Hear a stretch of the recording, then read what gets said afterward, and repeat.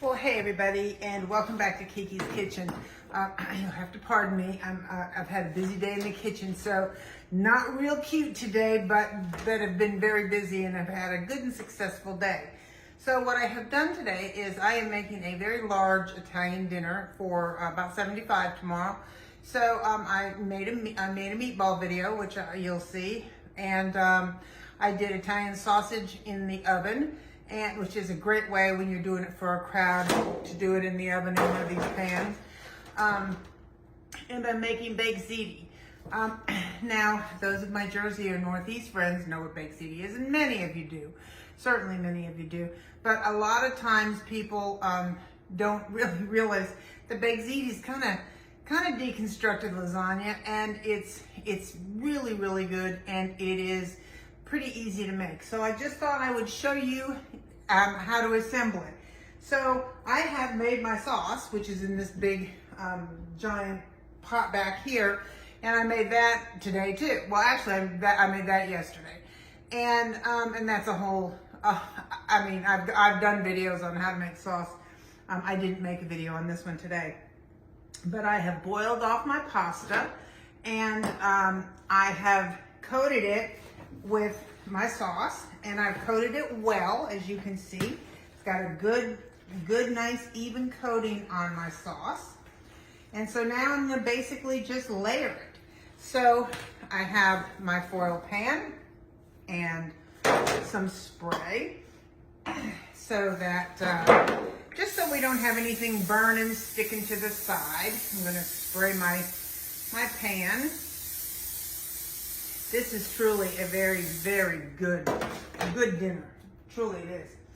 So I'm going to do a couple layers. This is my ricotta cheese. This is a 32 ounce, this is the big one of ricotta cheese. And I have in here 2 eggs. Now the reason that you put eggs, you mix your eggs in with your ricotta, is to help it to bind together. So it's a creamy cheese, but so that it's not just oozy-goozy and it won't hold its shape. This kind of helps it to bind. It kind of acts as a binder. So I'm going to put this in here. I cracked my eggs in here first to make sure that my eggs were good. And now I'm going to add this. There we go. I was going to say, usually it comes right out. But you know, when I do things with you guys on camera, you know, that doesn't always work that way. So I'm gonna break it up a little bit. Mix it in with that egg.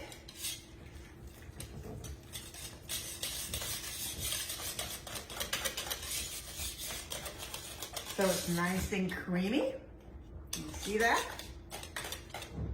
So now I'm gonna add a few little things to it. I'm gonna add some grated Parmesan. I'm going to add a little granulated garlic.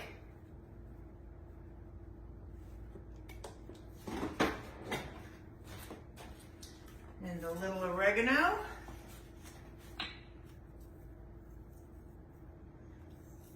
And that goes.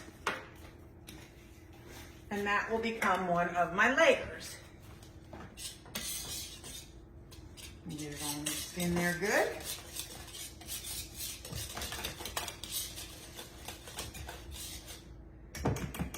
All right.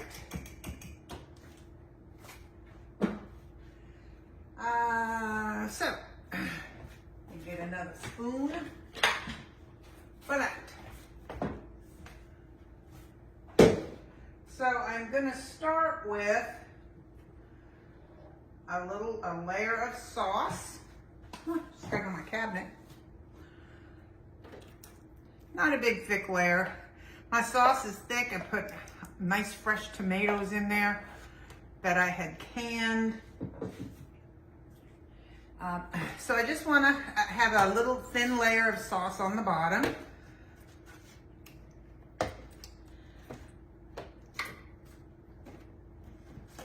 Then I'm going to add the pasta, layer of pasta.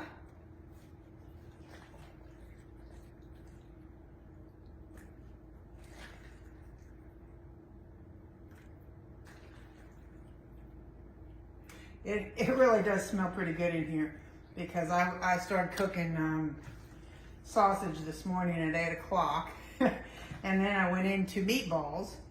So it smells pretty Italian good in here, that's for sure. My husband is hoping this is what we're having for dinner too. So you made a little extra for us for dinner, right? Of course. You can't have baked ziti around and not eat it. That's just not possible. You know, I learned how to make baked ziti from my BFF many years ago. Remember the very first time I ever had it, I thought I died and went to heaven. You know, because she makes awesome baked ziti, that's for sure. But she is the one who gave me the basis for kind of almost all of my Italian stuff, how to make sauce. Now I have switched up a few things here and there along the way, but she is the one who gave me my love for Italian cooking. All things Italian, I will tell you that. So now I'm going to sprinkle a little grated Parmesan here.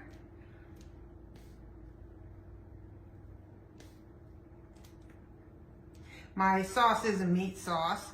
You can certainly put sausage in with it, which I do a lot if I'm not serving it on the side, which I am in this particular case. So, and then I want to put some, just dollop my ricotta. I'm kind of just dragging it around. I have plenty of it, but I want to just kind of drag it through. This gives it such a creaminess.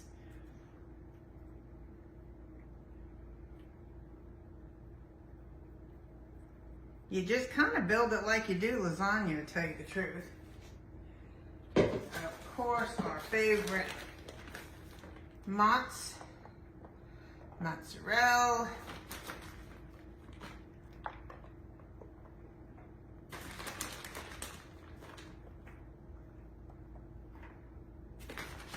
And if you know anything at all about me, you know that I don't skimp on cheese.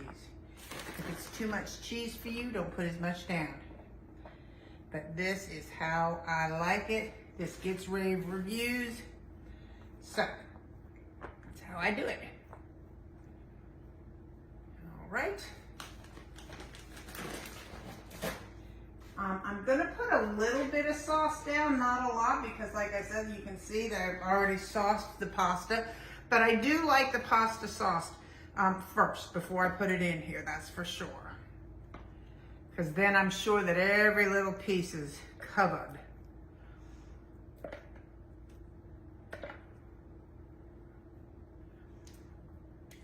Just kind of spread that out just a little bit.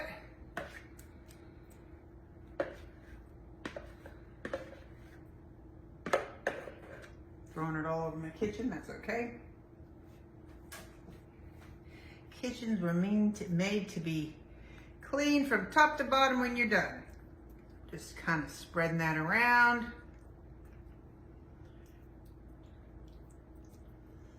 And here we go again. Back to the pasta. One of these big ones will feed,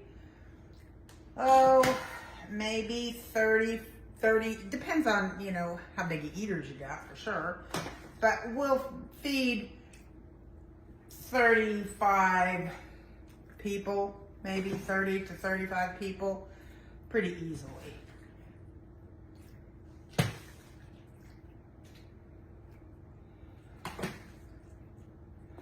But, you know, I always say, you know, how much food you make depends on who your audience is. You know, if you've got teenage boys, all bets are off. I mean, they're kind of bottomless pits, that's for sure. If you've got older people, sometimes they don't eat quite as much. If you've got, you know, more men than women sometimes. So it just kind of depends on what who your audience is.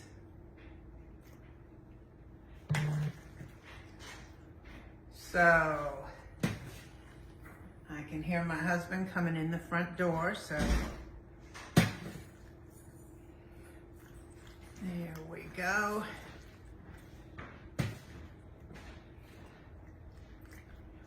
Second layer is down. Time to press it in. Add some more ricotta to it. Hello. Go in the shower. Okie doke. Guess what we're having for dinner? Probably, what is that? Baked ziti.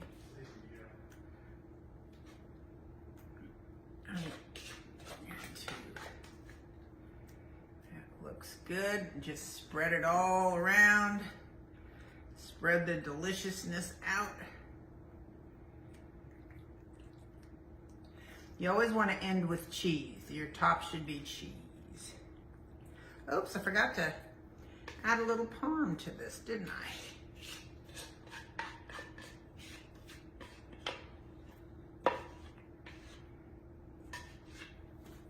I'm not going to be able to show you the finished product. Maybe I will show you the stills of the finished product, but I'm not baking this tonight.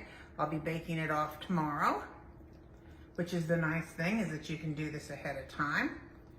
Look how oozy goozy and cheesy that is. Now I will put a little parm on here. I mean, the order of it, the fact that you have it is more important than the order of it. And mozzarella.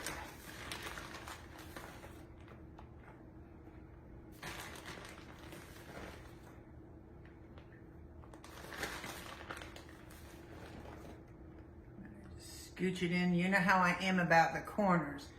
Get it up there to the corners, get it down in the sides. But if you're having a large gathering, I would so suggest that you do this menu. You know, you can make your meatballs ahead of time, you cook them off and freeze them, and you can take this right here and freeze it right as it is. And it's just such a crowd pleaser, number one. It is a huge crowd pleaser. And if you weren't making, you know, as much as I'm making, it wouldn't be a chore at all. All right, and there you have it, my friends. Baked ziti. Isn't that gorgeous? I mean, seriously, it really is. It will go in the oven because it's so big. It will go in at 350. I will cover it for about 30 minutes, and I'll uncover it for about 30 minutes and let the top get all nice and beautifully browned. And I'll take it out, and you can let it rest, but it's not as imperative to let this rest as it is to let lasagna rest. And I'll let it rest about 15 minutes. But that's as easy as it is, y'all. It's not hard at all, especially if you're not making mass quantities of it. So anyway, I hope you enjoy. I hope you try it. It's very good. See ya. Bye.